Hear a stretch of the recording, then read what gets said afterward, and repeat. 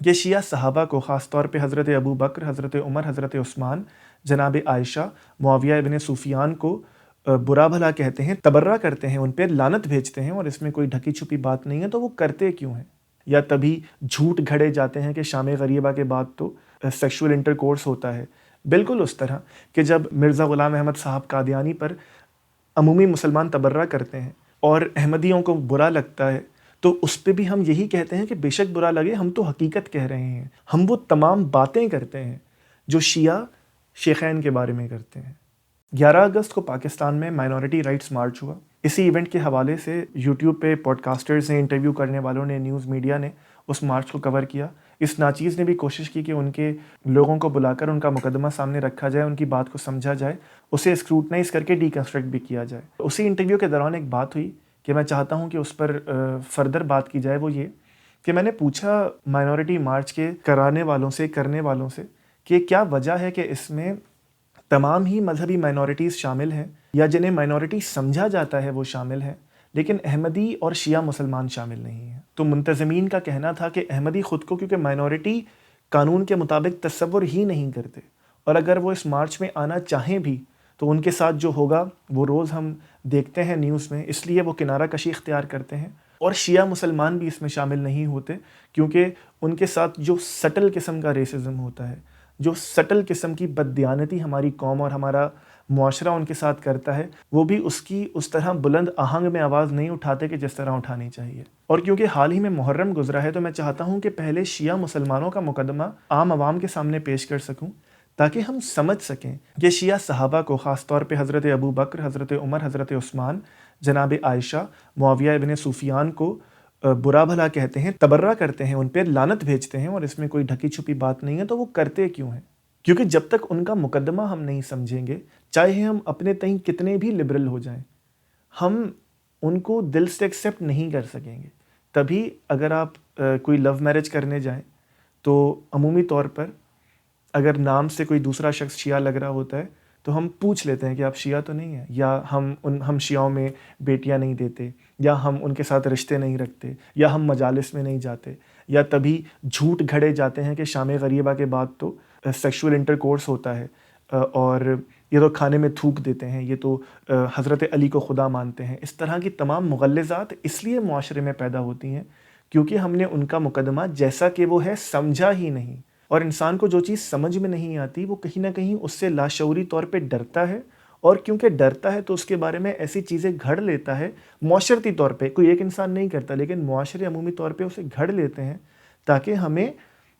ایک false sense of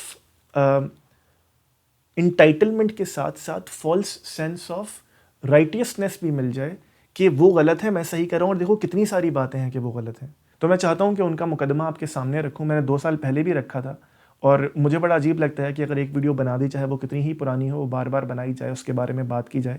لیکن میں نے یہ سیکھا ہے کہ ایک اچھی چیز کو اپنے تئیں جتنا آپ دہرا سکیں، ظاہر ہے وقت کی قید کو سامنے رکھتے ہوئے، اتنا بہتر ہوتا ہے، کیونکہ آپ دستک دیتے جائیے، دیتے جائیے، دیتے جائیے، بالآخر ذہن کے دروازے کھلتے ہیں، جس طرح پانی کرتا ہے نا کہ پتھر پہ ٹپکتا رہتا ہے اور بالآخر اس میں سوراخ کر دیتا ہے۔ تو آئیے ان کے مقدمے پہ نظر ڈالتے ہیں کہ شیعہ مذہب کی تعبیر شروع کہاں سے ہوتی ہے۔ جو بنیادی فرق ہے نا سنی مسلمانوں میں اور شیعہ مسلمانوں میں، وہ یہ ہے کہ رسول خدا کے بعد جو ہمارا حکمران ہے، اور صرف اس ریاست کا حکمران نہیں، رسول خدا کے بعد مذہب کی جو پیشوائی ہے وہ کس نے کرنی ہے، سب سے بڑا بنیادی اختلاف یہ ہے۔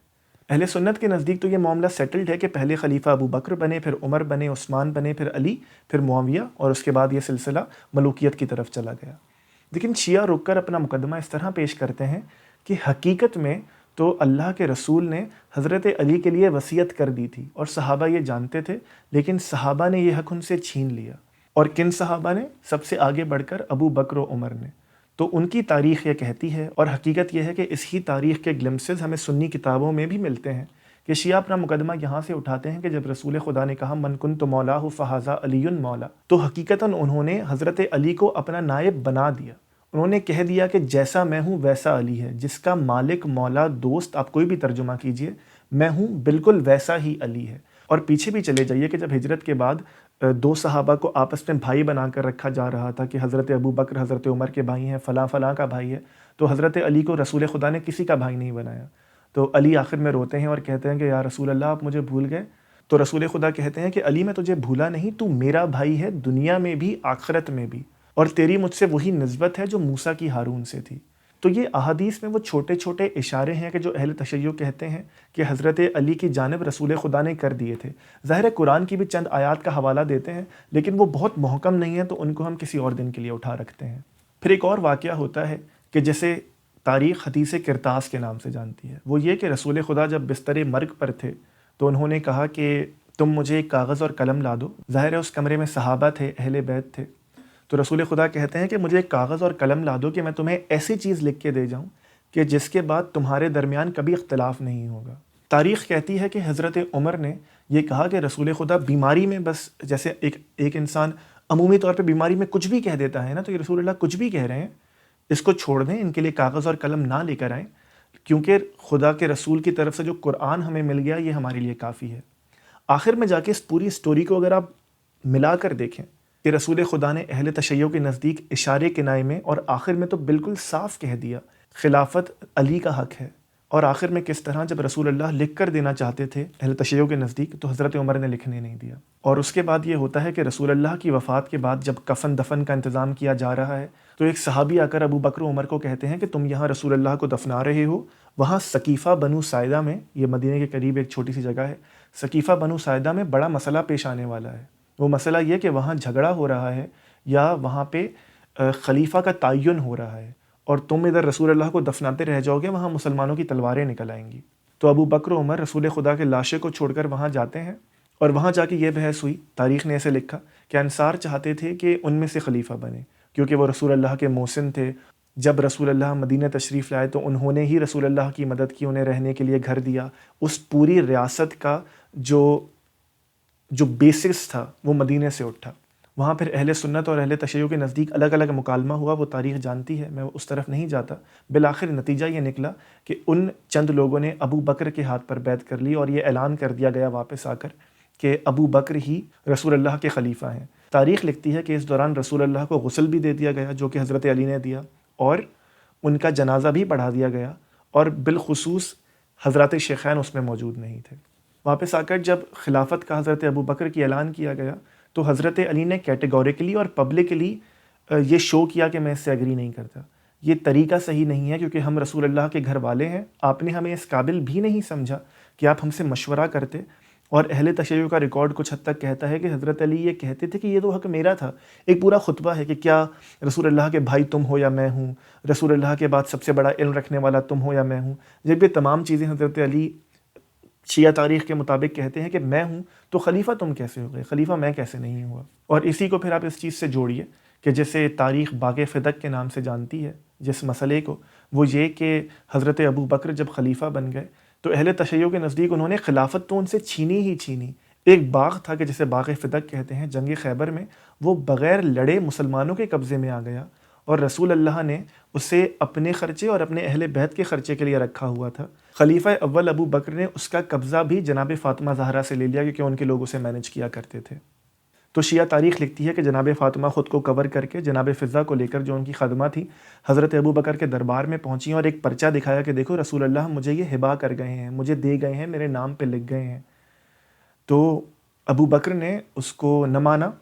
اس کو پھاڑ دیا، پھینک دیا. اور دوسری جانب تاریخ یہ لکھتی ہے کہ جب گواہ طلب کیے گئے جناب فاطمہ سے تو انہوں نے ظاہر ہے گھر کے معاملے میں جناب علی اور حسن و حسین کو پیش کیا، تو وہ گواہی اس بات پہ رد کر دی گئی کہ یہ تو گھر والے ہیں، ان کی گواہی تو قابل قبول نہیں ہے. اور تاریخ کے اس پہلو کو بھی ہمیں سامنے رکھنا چاہیے کہ جیسے سنی تاریخ بھی لکھتی ہے کہ جناب فاطمہ آخری عمر تک حضرت ابو بکر و عمر سے ناراض رہیں، ان سے بات نہیں کی، حتیٰ کہ ایک ایسا واقعہ ہوا کہ جس کے بعد انہیں وصیت کرنا پڑی کہ اے علی، میرے جنازے کو آپ رات میں اٹھائیے گا اور میری قبر کو چھپا دیجیے گا تاکہ میرے مرنے کے بعد میری قبر کی بے حرمتی نہ کی جا سکے. وہ واقعہ کیا؟ وہ واقعہ یہ کہ جب حضرت علی نے جناب فاطمہ نے رسول اللہ کے گھر والوں نے بیعت نہیں کی تھی، اور یہ بات تاریخ لکھتی ہے چاہے وہ اہل سنت کی ہو یا اہل تشیع کی، کہ جناب علی نے تو 6 ماہ تک بیعت نہیں کی جناب ابو بکر کی. تو جب بیعت نہیں کی گئی تو حضرت عمر غصے میں جلال میں جناب فاطمہ کے گھر کے دروازے پر آئے اور کہا کہ فاطمہ اگر تم بیعت نہیں کرتی، اگر علی بیعت نہیں کرتے اس وقت آج، تو میں اس دروازے کو جلا دوں گا۔ تو شیعہ تاریخ لکھتی ہے، اور آپ یہ ان کی مجالس میں بھی سنتے ہیں اور ان کے سنجیدہ علماء سے بھی سنتے ہیں، ان کی کتابوں میں بھی لکھا ہے کہ دھمکی دینے پر جناب فاطمہ باہر نہیں آئیں اور انہوں نے دروازے سے، کیونکہ اس وقت کوئی ہمارے یہاں کانکریٹ کے دروازے تو ہوا نہیں کرتے تھے، دروازے سے خود کو جوڑ لیا کہ دروازہ کھل نہ پائے۔ دوسری جانب سے حضرت عمر لات مارتے رہے اس دروازے کو کھولنے کے لیے، اور معاملہ یہ ہوا کہ اس دروازے میں ایک لوہے کی سلاخ تھی کہ جو جناب فاطمہ کے پیٹ میں لگی، اور ان کے پیٹ میں ایک بچہ تھا کہ جس بچے کو تاریخ محسن کے نام سے جانتی ہے، وہ شہید ہو گیا۔ اس کے بعد اس ظلم کے بعد نہ صرف جناب فاطمہ کے ساتھ یہ کیا گیا، بلکہ حضرت علی کو شیعہ تاریخ لکھتی ہے کہ گلے میں رسی ڈال کر بازاروں میں گھمایا گیا، لیکن اس کے بعد بھی 6 ماہ تک جناب علی نے بیعت نہیں کی، اور جناب فاطمہ مرتے دم تک ان دونوں سے ناراض رہیں، اور اپنی قبر رات کو، جیسے میں نے عرض کیا، جناب علی کو وصیت کی کہ رات میں مجھے دفنائیے گا اور قبر کے اتنے نشان بنا دیں کہ میری قبر کی بے حرمتی نہ کر سکیں۔ اس لیے تاریخ گواہ ہے کہ آپ جانتے ہیں کہ جناب فاطمہ کی 6-8 قبریں مشہور ہیں کہ یہاں بھی دفن ہو سکتی ہیں، یہاں بھی دفن ہو سکتی ہیں۔ اور یہ بات بھی تاریخ کا حصہ ہے کہ جناب ابو بکر اور عمر کو جناب فاطمہ کے جنازے میں انوائٹ نہیں کیا گیا تھا۔ تو جن 2 اشخاص پر، چاہے وہ آپ کے اور میرے نزدیک کتنے ہی معتبر ہوں، کتنے ہی محترم ہوں، جب شیعہ تاریخ ان تک یہ پہنچی ہے کہ انہوں نے رسول اللہ کے ساتھ مذہبی غداری کی نا، ان کی تاریخ کے مطابق، کہ جب رسول اللہ نے جناب علی کو اپنا خلیفہ بنا دیا تو آپ کس طرح یہ حق چھین سکتے ہیں؟ اور اس حق کو چھیننے کے لیے آپ نے انہیں کاغذ قلم بھی نہیں دیا، آپ نے ان سے مشورہ کیے بغیر اپنے ایک شخص کو خلیفہ بنا لیا۔ اس کے بعد آپ نے رسول خدا کی بیٹی پر ظلم کیا، رسول خدا کے بھائی اور داماد پر ظلم کیا۔ تو ان 2 اشخاص کو، ایسے کسی بھی 2 اشخاص کو، سینسٹیوٹیز کو ایک جگہ رکھتے ہوئے آپ اور میں اچھے الفاظ میں تو یاد نہیں کریں گے، آپ اور میں خائن ہی کہیں گے، آپ اور میں غاصب ہی کہیں گے، اس کے علاوہ کوئی اور جملہ اور لفظ ہو ہی نہیں سکتا۔ اگر تاریخ کے اس موڑ پر کھڑے ہو کر آپ اس تاریخ کو مانتے ہیں اور کوئی اور لفظ استعمال کرتے ہیں، یہ دونوں چیزیں آپس میں میچ نہیں کرتی یا کر نہیں سکتی۔ اور اس بات کو ضرور یاد رکھیے کہ اہل تشیع کا یہ پورا مقدمہ یا ان کی جانب سے جو لعن طعن یا تبرہ کیا جاتا ہے، وہ حقیقت میں اپنے تئیں، اپنے اسلام، اپنے رسول اور اپنے رسول کے خانوادے کی محبت میں کیا جاتا ہے۔ بالکل اس طرح کہ جب مرزا غلام احمد صاحب قادیانی پر عمومی مسلمان تبرہ کرتے ہیں اور احمدیوں کو برا لگتا ہے، تو اس پہ بھی ہم یہی کہتے ہیں کہ بے شک برا لگے، ہم تو حقیقت کہہ رہے ہیں کہ وہ دین کے بھی غدار ہیں، رسول اللہ کے بھی غدار ہیں، انہوں نے جھوٹا دعوی نبوت کیا۔ ہم وہ تمام باتیں کرتے ہیں جو شیعہ شیخین کے بارے میں کرتے ہیں۔ تو اصول تو ایک ہونا چاہیے۔ تو جب آپ یہ کریں تو وہ رسول خدا سے عشق، محبت اور اسلام سے انتہائی درجے کا تعلق، اور دوسرے کریں اور اسلام کی تاریخ کے روشنی میں کھڑے ہو کر کریں، تو وہ غلط اور کافر کیسے؟ جیسے میں نے پہلے کہا کہ ان کا مقدمہ جیسا کہ وہ ہے آپ کے سامنے پیش کرنے کی کوشش کر رہا ہوں۔ تو ان 2 اشخاص کے بعد آپ دیکھیے کہ حضرت ابو بکر نے تو حکومت چھینی، جاتے جاتے مرتے مرتے وہ حضرت عمر ابن الخطاب کو نامزد کر گئے کہ میرے بعد یہ خلیفہ ہے۔ تو پہلے آپ نے حکومت چھین لی، اس کے بعد آپ اپنے دوست کو، اپنے ساتھی کو، اپنے پارٹنر ان کرائم کو اس پوری تاریخ کے حوالے کے مطابق نامزد کر گئے۔ اس کے بعد جب ان کے بھی مرنے کا موقع آیا تو انہوں نے بھی، تب بھی ان کے دل میں اتنی جگہ نہیں تھی کہ وہ حضرت علی کو خلافت واپس کر دیں، بلکہ تب بھی انہوں نے 6 لوگوں کی کمیٹی بنائی اس طرح اپنے تئیں شیعہ کی تاریخ کے مطابق کہ اس میں بھی حضرت علی خلیفہ نہ بن سکیں، اور اس کمیٹی کے نتیجے کے مطابق جناب عثمان خلیفہ بنے، اور انہی کے دور میں پھر مسلمانوں کا انٹرسٹ ہوا، تاریخ اسے لکھتی ہے، آپ پڑھ سکتے ہیں۔ بالآخر حضرت علی ان کی وفات کے بعد خلیفہ بنے۔ اس کے بعد بھی چارہ نہیں بچا تو مسلمان تمام ہی ان کے پاس گئے، خاص طور پہ طلحہ و زبیر، اور انہیں کہا کہ اب آپ خلیفہ بن جائیں ورنہ اس کیوس کو کوئی کنٹرول نہیں کر سکتا۔ بالآخر خدا خدا کر کے اہل تشیع کی تاریخ کے نزدیک اب آ کے امامت کو حقیقی حق ملا۔ اس کے بعد ایک اور شخص کھڑا ہو گیا، اس شخص کا نام ہے معاویہ بن ابو سفیان۔ اس نے یہ جھوٹ گھڑا اہل تشیع کی تاریخ کے مطابق کہ کیونکہ عثمان میرا کزن تھا، میرا بھائی تھا، اور علی اس کے قتل کا بدلہ نہیں لے رہے۔ حضرت علی نے کچھ پولیٹیکل وجوہات بیان کی تھیں کہ اس وقت کیوس ہے، اس وقت کس کس کو سزا دی جائے اور کس کو سزا دی جائے۔ تمام ہی لوگ تو اقرار کر رہے ہیں کہ ہم نے کیا تھا، تو کس طرح قتال کیا جا سکتا ہے؟ حضرت علی کا مقدمہ یہ تھا کہ پہلے حکومت کو اسٹیبلش کر لیا جائے، اسٹیبل کر لیا جائے، اس کے بعد بدلہ بھی لیں گے، قصاص بھی لیں گے، ضرور لیں گے۔ اور تاریخ لکھتی ہے کہ معاویہ ابن ابو سفیان اس کا پروپیگنڈا کرتے ہوئے حضرت عثمان کے کرتے کو نیزے پر لگا کر گھمایا کرتے تھے اور یہ کہا کرتے تھے کہ دیکھو علی بدلہ نہیں لے رہا اور میرے خاندان، میرے بھائی مسلمانوں کے خلیفہ کے ساتھ کتنا ظلم ہے۔ اس اسنا میں حضرت علی معاویہ ابن ابو سفیان کو یہ پیغام بھجوا چکے تھے کہ اب تم شام کے گورنر نہیں رہے تو تم یہاں سے چلے جاؤ اور میں اپنا گورنر بھیج رہا ہوں۔ معاویہ ابن ابو سفیان نے خلیفہ برحق، اصل امام کے جسے چوتھے نمبر پہ خلافت ملی شیعہ کے مطابق،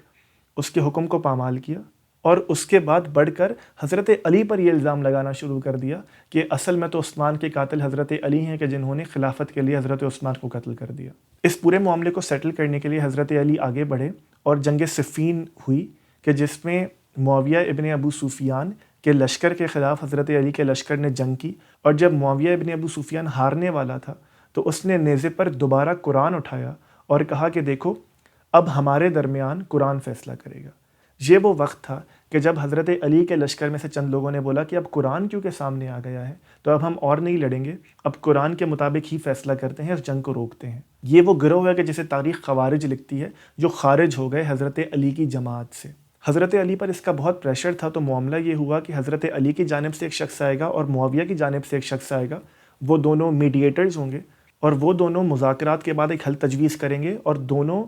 لوگوں پر یہ لازم ہوگا کہ وہ اسے مانیں۔ تاریخ لکھتی ہے کہ معاویہ کے ایڈوائزر عمر ابن العاص نے حضرت علی کے ایڈوائزر کو یہ کہا کہ ایک کام کرتے ہیں کہ دونوں اپنے اپنے خلفاء کو خارج کر دیتے ہیں، ان کی حکومت ختم کر دیتے ہیں اور مسلمانوں کو کہتے ہیں کہ آپ ایک دوبارہ خلیفہ چن لیجئے اور جس کو مسلمانوں نے چنا وہ خلیفہ ہو جائے گا۔ اور جب اس نتیجے کو بیان کرنے کی باری آئی مسلمانوں میں تو عمر ابن العاص نے حضرت علی کے جو میڈیٹر تھے ان کی جانب سے ابو موسیٰ اشعری، انہیں کہا کہ پہلے آپ اعلان کر دیجئے، آپ اپنے خلیفہ کا اعلان کیجئے، میں اپنے گورنر کا اعلان کروں گا۔ تو ابو موسیٰ اشعری ممبر پہ گئے اور کہا کہ بھائی نتیجہ یہ ہوا ہے کہ میں اپنے خلیفہ علی کو خارج کرتا ہوں، حکومت سے ہٹاتا ہوں، اور اب عمر ابن العاص آئیں گے اور اپنے نتیجے کا بیان کریں گے۔ پھر عمر ابن العاص کی جانب سے یہ اعلان ہوا کہ ابو موسیٰ اشعری نے حضرت علی کو خارج کر دیا، امامت سے ہٹا دیا، تو اب امامت کا دوسرا حقدار یا دوسرا چاہنے والا بچا ہی معاویہ، تو وہ بائی ڈیفالٹ خلیفہ بن گیا۔ ابھی یہ سارا معاملہ چل ہی رہا تھا کہ جناب عائشہ آ گئیں حضرت علی سے لڑنے کے لیے کہ تم نے عثمان کے قتل کا بدلہ نہیں لیا۔ اسے تاریخ جنگ جمل کہتی ہے،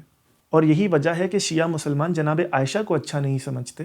کہ بالآخر جب حضرت علی کو حکومت ملنے والی تھی تو معاویہ کے ساتھ ساتھ جناب عائشہ نے بھی پوری کوشش کی کہ انہیں حکومت نہ ملے۔ اور حقیقت یہ ہے کہ چند شیعہ اور ان کی چند کتابیں یہ کہتی ہیں کہ حضرت عائشہ نے رسول خدا کو زہر دیا تھا، رسول خدا طبعی موت نہیں مرے تھے، انہیں زہر دے کر مارا گیا تھا، شہید کیا گیا تھا۔ تو یہ جب آپ تمام ڈاٹس کنیکٹ کرنے کی کوشش کرتے ہیں نا کہ رسول اللہ نے حضرت علی کو خلیفہ بنایا، ابو بکر نے اسے چھیننے کی کوشش کی، چھین لیا، اس کے بعد اب عمر نے اس کو چھینا، اس کے بعد عثمان کو دے دی گئی، بالآخر علی بنے تو معاویہ وہاں سے آ گیا اور اس نے جنگ کرنے کی کوشش کی۔ ابھی یہ جنگ سیٹل ہوئی بھی نہیں تھی کہ جناب عائشہ آ گئیں حضرت علی کو بالکل ڈی اسٹیبلائز کرنے کے لیے۔ تو اس پورے پکچر میں اگر آپ دیکھیے ان کا مقدمہ جیسا کہ وہ ہے ویسا سمجھیے تو آپ ان تمام لوگوں کو اچھے الفاظ میں یاد نہیں کر سکتے۔ آپ انہیں اسلام کا مخلص، آپ انہیں صحابی، آپ انہیں رسول خدا کی بیوی جناب عائشہ کی صورت میں نہ کہہ سکتے ہیں، نہ انہیں وہ درجہ دے سکتے ہیں، نہ ان کی عزت کر سکتے ہیں۔ اسی طرح آپ اگر تاریخ میں آگے بڑھتے جائیے، اگر ہم شیعہ اثنا عشری کی بات کریں کہ جو 12 اماموں کو مانتے ہیں، وہ حضرت علی کے بعد جناب حسن، حسین، تمام کو پھر 12 کو مانتے ہیں، آپ وہ نام انٹرنیٹ پہ دیکھ سکتے ہیں۔ وہیں پہ شیعہ میں اور ڈسپیوٹ ہو جاتا ہے کہ وہ بیچ میں پھر اسماعیلی نکل جاتے ہیں، پھر وہ اسماعیلی اور بورہ میں آگے کنورٹ ہو جاتے ہیں، بیچ میں زیدی ہیں، ان کے اپنے ڈویژنز ہیں، لیکن بالآخر اس پورے مقدمے پر تمام ہی متفق ہیں۔ پھر حضرت علی کی خلافت ختم ہونے کے بعد، ان کو شہید کرنے کے بعد حضرت حسن کا معاملہ آتا ہے کہ ان کو بھی پھر مسلمانوں نے، اس گروپ نے زندہ نہیں رہنے دیا، بلکہ خلافت اختیار کرنے کے 6 مہینے کے اندر اندر زہر دے کے مار دیا۔ اس سے پہلے ایک معاہدے کے تحت معاویہ ابن ابو سفیان، کیونکہ خلافت حاصل کر لی تھی انہوں نے، اور وہ معاہدہ یہ تھا کہ معاویہ ابن ابو سفیان اللہ سے ڈر کر اور قرآن کے مطابق حکومت چلائیں گے۔ حضرت علی پر ہونے والا تبرہ، جی ہاں، جو وہ ان کی جانب سے، ان کے چاہنے والوں کی جانب سے ممبروں پر یہ تبرہ ہوتا تھا کہ خدا علی پر اور اس سے محبت کرنے والوں پر لعنت کرے، وہ ختم کروائیں گے۔ اور جب خود لقمہ اجل بن جائیں گے، مر جائیں گے، تو ان کے بعد اگر حسن زندہ ہے تو حسن خلیفہ بنیں گے، یا پھر مسلمانوں پر یہ چھوڑ دیا جائے گا کہ مسلمان کیسے خلیفہ چنتے ہیں۔ شیعہ تواریخ لکھتی ہیں کہ اس پورے گروپ نے حضرت حسن کو زہر دے کر مروا دیا۔ معاویہ کا جبر انگیز دور چلتا رہا، ظلم ہوئے، صحابیوں کو مارا گیا، کرپشن کا بازار گرم رہا۔ اس کے بعد اس معاہدے کی عزت کرتے ہوئے جب معاویہ بالکل مرنے والا تھا، حضرت حسین نے معاویہ کے خلاف خروج نہیں کیا کیونکہ معاہدہ تھا۔ وہ ایک لیٹر بھی ہے کہ جو حضرت حسین لکھتے ہیں اس موقع پر کہ جب معاویہ کی جانب سے یہ بات ہوئی کہ یزید کو نامزد کر دیا جائے، تو جناب حسین لکھتے ہیں کہ تیری حکومت میں ایک ایک دن مجھ پر گناہ ہے، میرا تو فرض ہے کہ میں تجھ پر پہلے دن سے خروج کرتا، تجھے حکومت سے نکالتا، لیکن میں اپنے بھائی کے معاہدے کے تحت، اپنے خاندان کے معاہدے کے تحت پابند ہوں۔ لیکن یہ یاد رکھنا کہ اب تو جب اپنے بیٹے کو نامزد کر رہا ہے تو یہ خروج میں کروں گا، اور یہ ظلم برداشت ہمارا خاندان، ہمارا پورا نقطۂ نظر اور میری پرسنالٹی یہ برداشت نہیں کرے گی۔ اس کے بعد معاویہ اپنے انجام کو پہنچا اور یزید خلیفہ بنا۔ جناب حسین نے خروج کیا اور ان کے ساتھ جو کربل میں زیادتیاں کی گئیں، جو مظلوم انہیں مارا گیا، وہ تو تاریخ کا حصہ ہے، اس پر دہرانا میرا خیال ہے کہ سورج کو چراغ دکھانے کے برابر ہے۔ اس کے بعد اب اس پورے مرحلے کو دوبارہ دیکھیے، میں بار بار اس لیے ریپیٹ کر رہا ہوں کہ آپ اس پورے مقدمے کو سمجھ سکیں کہ ابو بکر سے جو معاملہ شروع ہوا وہ اب تک یزید تک اس ہی طرح چلتا رہا، چاہے وہ اس میں بیچ میں عمر ہوں، عثمان ہوں، معاویہ ہو یا عائشہ ہوں، کہ کسی طرح رسول خدا کے خانوادے سے خلافت چھیننی ہے، کسی طرح ان کی حکومت کو لیجٹمائز ہونے ہی نہیں دینا یا اس سے آگے بڑھ کر بننے ہی نہیں دینا۔ اس پورے معاملے کے بعد اگر شیعہ تبرہ نہ کریں تو کیا کریں؟ اور یاد رکھیے وہ اپنے تئیں اسلام رسول خدا کی محبت میں کر رہے ہیں، بالکل اس طرح کہ جب آپ غلام احمد قادیانی صاحب پر الزام بھی لگاتے ہیں، برا بلا بھی کہتے ہیں، گالیاں بھی دیتے ہیں، لان تان بھی کرتے ہیں، محبت انٹینشن بالکل وہی ہے کہ ہماری جانب سے، ہماری دانست میں دوسرے نے اسلام پر اور رسول خدا کے حقیقی پیغام پر حملہ کیا ہے۔ آخر میں چاہتا ہوں کہ اس بات کا جواب بھی دیتا چلوں کہ شیعہ ماتم کیوں کرتے ہیں، شیعہ مجالس کیوں کرتے ہیں، یہ عجیب سی روایات ان کی کیوں ہیں، یہ تابوت کیوں اٹھایا جاتا ہے، یہ علم کیوں لگتا ہے، یہ منتیں کیوں مانی جاتی ہیں۔ اب کسی بھی سنجیدہ شیعہ عالم سے بات کر کے دیکھیے، وہ آپ کو بتائے گا کہ یہ فقہ جعفری کا حصہ نہیں ہے، یہ ان کے مذہب کا حصہ نہیں ہے، بلکہ یہ ایک تحریک ہے ان کے نزدیک کہ جو مسلمانوں کو یہ یاد دلاتی ہے کہ تم نے رسول اللہ کے خانوادے کے ساتھ کیا کیا ظلم کیا۔ کیونکہ تاریخ تو گواہ ہے نا کہ جب حسین کا سر کاٹا جا رہا تھا تو یزید ابن معاویہ کے محل سے یہ فتوے آ رہے تھے کہ حسین باغی ہے اور اس کو مارنا بالکل صحیح ہے، یہ فتوے تو آ رہے تھے۔ سیدانیوں کے ساتھ، رسول اللہ کی گھر والیوں کے ساتھ، جناب زینب کے ساتھ، بچوں کے ساتھ، علی اکبر و علی اصغر کے ساتھ جو ظلم کیے گئے وہ تاریخ نے لکھے ہیں نا۔ تو یہ وہ تحریک ہے شیعہ کے نزدیک جو یہ آپ کو، مجھے، ہر مسلمان کو، بلکہ ہر انسان کو یاد دلاتی ہے کہ مسلمانوں نے تاریخ میں رسول اللہ کے خانوادے کے ساتھ ظلم کیا اور تاریخ سے یاد رکھے۔ اور جب ان کے نزدیک آخر میں 12ویں امام، اگر ہم اثنا عشری کی بات کریں یا دوسرے شیعہ سیکٹس کی بات کریں، تو آخری امام، چاہے ان کا نمبر کوئی بھی ہو، بیکاز نمبرز میں اختلاف ہے، امام مہدی آئیں گے تو وہ بالآخر اس کا بدلہ لیں گے۔ وہ دنیا میں اپنی حکومت قائم کر کے حقیقت سب پہ واضح کریں گے۔ جو رسول اللہ کی وصیت تھی تو وہ علی بن کر حکومت سنبھالیں گے، اور جنہوں نے یہ ظلم کیے ان کے ساتھ بھی کچھ معاملات کریں گے۔ وہ میں دہرانا نہیں چاہتا، وہ آپ کتب میں پڑھ سکتے ہیں، اور اگر کتب میں نہیں پڑھنا چاہتے تو کسی سنجیدہ شیعہ عالم سے پوچھ سکتے ہیں۔ اس پورے مقدمے کو آپ کے سامنے رکھنے کی وجہ صرف یہ ہے کہ نفرت کرنا بہت آسان ہے، کسی پہ جھوٹے الزام لگانا بہت آسان ہے۔ اپنے تئیں وہ آپ اور میں سب للہیت میں کر رہے ہوتے ہیں، اپنے تئیں ہم مذہب کی محبت میں کر رہے ہوتے ہیں، اپنے تئیں ہم اپنے مذہب کے بچاؤ میں کر رہے ہوتے ہیں، لیکن کیونکہ ہم نے دوسرے کا مقدمہ سمجھا ہی نہیں ہوتا تو ایک نفرت ہے جو ہمارے ذہنوں میں پنپتی ہے، اور یہ نفرت صرف تبھی حل ہو سکتی ہے کہ جب ہم دوسرے کے شوز میں جا کے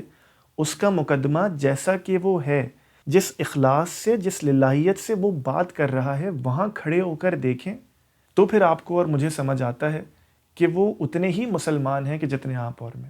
اور شاید وہ آگے بڑھ کر کچھ زیادہ ہیں کہ جنہیں میجورٹی مسلمان بہتر سمجھتی ہے، جن اشخاص کا میں نے نام لیا، ان کو وہ دبے لفظوں میں اور پبلکلی بھی برا کہتے ہیں، لعن کرتے ہیں، برات کا اظہار کرتے ہیں ان سے، کیونکہ ان کے نزدیک انہوں نے رسول اللہ کے ساتھ اور ان کے خانوادے کے ساتھ ظلم کیا، غداری کی اور ان کے حق کو غصب کیا۔ یہ پورا مقدمہ آپ کے سامنے رکھا ہی اس لیے کہ سوچئے، دیکھیے اور اپنے کنویں کے مینڈک بن کے نہ رہیے کہ جو چیز آپ کو بتا دی گئی وہ صحیح ہے۔ تاریخ اپنا زاویہ رکھتی ہے، وہ کتنی حقیقت ہے، کتنی کہانی ہے، اس پر آپ اور میں کوئی مہر نہیں لگا سکتے، لیکن جس طرح تاریخ کو آپ مانتے ہیں دوسرے بھی مانتے ہیں، جس طرح تاریخ کے حساب سے آپ فیصلے کرتے ہیں دوسرے بھی کرتے ہیں،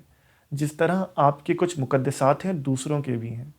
یہی کوشش تھی آج، اور اگلی ویڈیو میں، جیسے اس ویڈیو کے بالکل شروع میں ہم نے احمدیوں کا ذکر بھی کیا تھا، تو اگلی ویڈیو میں چاہوں گا کہ ان کا مقدمہ بھی آپ کے سامنے رکھ سکوں، تاکہ وہ جو شناعت ہے اور ان کے لیے تو بہت زیادہ ہے اسے ہم کم کر سکیں، ان کا مقدمہ جیسا کہ وہ ہے سمجھ سکیں۔ اور اگر اس ویڈیو کے آنے سے پہلے آپ ایک انٹرویو دیکھنا چاہتے ہیں تو میں ضرور ریکمنڈ کروں گا۔ میں نے ایک احمدی مسلمان کا انٹرویو کیا تھا اس سیریز میں کہ جہاں ہم پاکستان کی تمام مائنورٹیز کا مقدمہ سمجھ رہے تھے۔ وہ انٹرویو اگر آپ نے نہیں دیکھا تو آپ ضرور دیکھیے، میں آپ سے وعدہ کرتا ہوں کہ آپ کے ذہن کے دریچے کھلیں گے۔ ویڈیو دیکھنے کا شکریہ۔ اگر آپ کو ہمارا کام اچھا لگتا ہے تو اس ویڈیو کو لائک کیجیے، کامنٹ کیجیے اور چینل کو سبسکرائب کیجیے۔ اس سے ہوگا یہ کہ آپ کے لائک اور کامنٹ کی وجہ سے یوٹیوب یہ ویڈیو زیادہ لوگوں کو ریکمنڈ کرے گا۔